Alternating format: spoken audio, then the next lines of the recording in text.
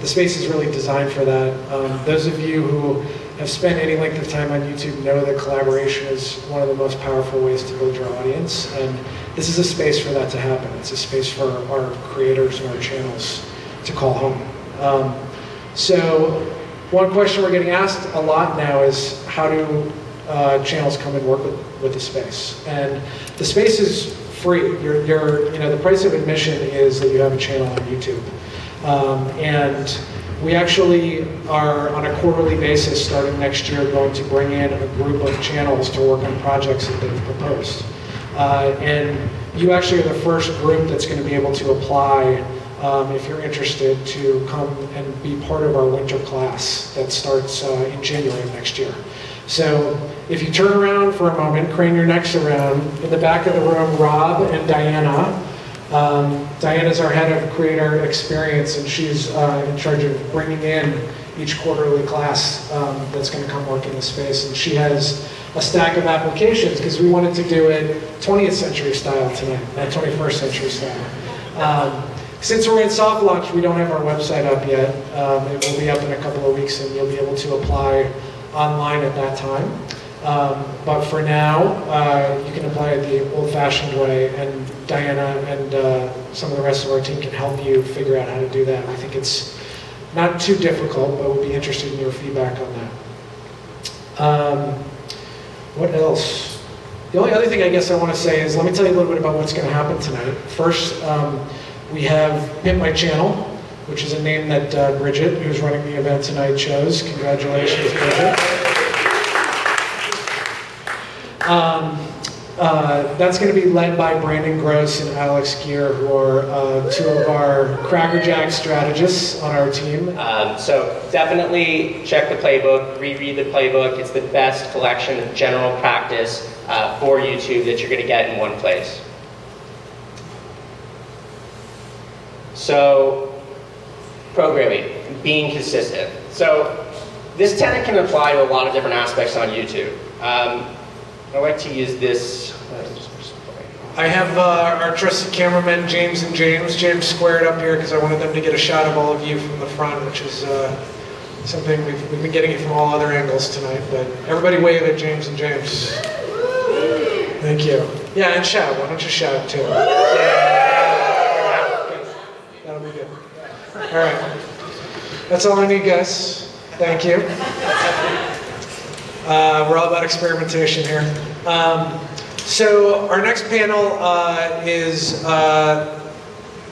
really something that interests many of us who work here at the YouTube space every day, and so we're excited that one of our first guest moderators and a group of guest panelists were covering animation. So this panel's called the Animation Pros, and your moderator is the VP of Animation at Mondo Media, a crew that knows a thing or two about YouTube, and he is also an Emmy-nominated producer and has done a lot of animation work on the web, including on the web going back to the year 2000, which in internet years is like the 19th century, right? So I will let him introduce his panel of esteemed guests from the animation industry, but it's a real pleasure to have him, so I'll bring him up on stage now. Aaron Simpson. Thanks, Aaron.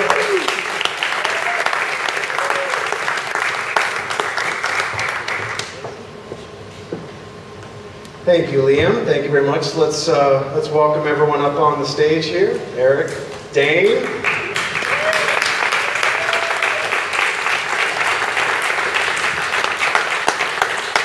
There we go. I think we need one more here.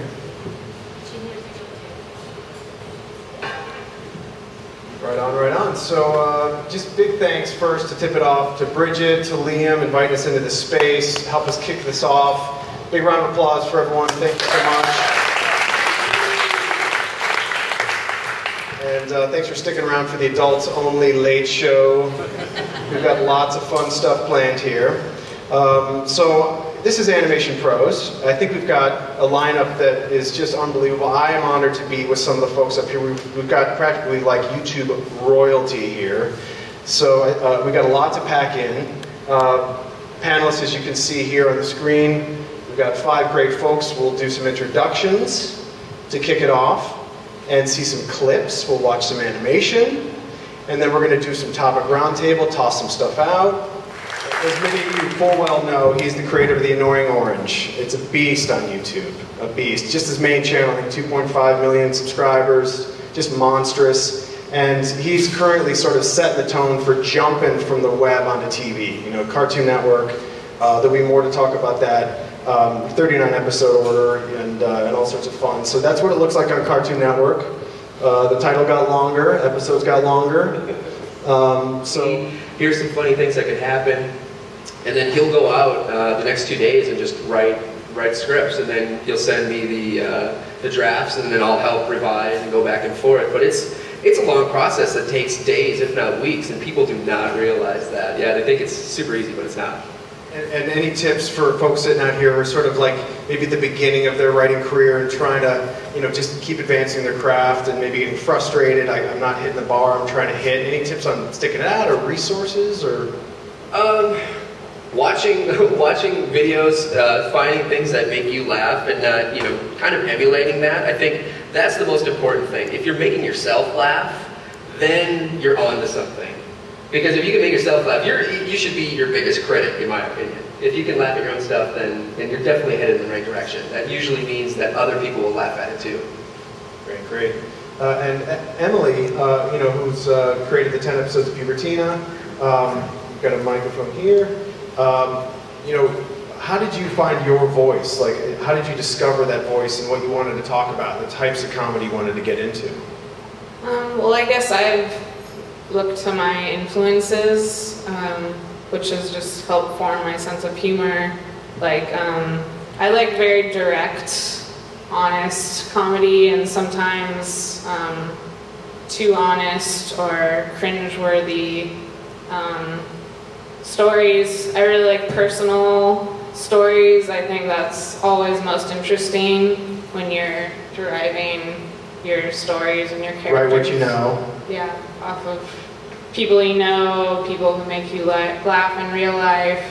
And yeah, I've been influenced by like Pee-wee's Playhouse and Wes Anderson's films, Flapjack, which was on Cartoon Network. We had to explain ourselves multiple times along the way because our audience is very young and they think that this shit is just made by content fairies or something.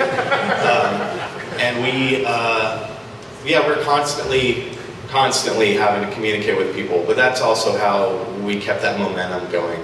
And there's a great site called KickTrack. I don't know if you guys are familiar with that. I think it's track with a Q, and that, for anybody who has the kind of anxiety levels I do, sort of keeps things at bay, and it'll show you through math that you're actually going to probably hit your goal as long as you stay on top of it. But yeah, it was a lot of work. We had a whole calendar, we had a whole schedule, and we knew when we would be introducing new premiums and all that stuff, so it was definitely a lot of work. And because Lenore or Carolyn, you know, you guys have done so many different series of different varying grades of quality. Some people doing, it looks like it could be on TV tomorrow. Other ones, it's, you know, it's not quite as high quality. Do you have any thoughts on like what works, what doesn't? Carolyn? Story is going to be the key thing that saves everything. And if you have a great story and good timing, then your animation doesn't have to be quite so spot on.